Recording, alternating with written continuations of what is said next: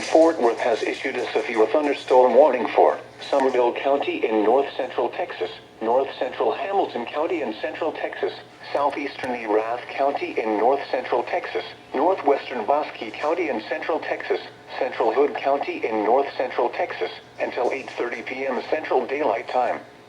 At 7:52 p.m. Central Daylight Time, a severe thunderstorm was located 7 miles northeast of Hico, or 17 miles southeast of Stephenville, moving northeast at 45 miles per hour. Hazard, 60 miles per hour wind gusts and $half-size hail.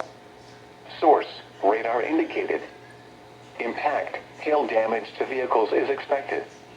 Expect wind damage to roofs, siding, and trees.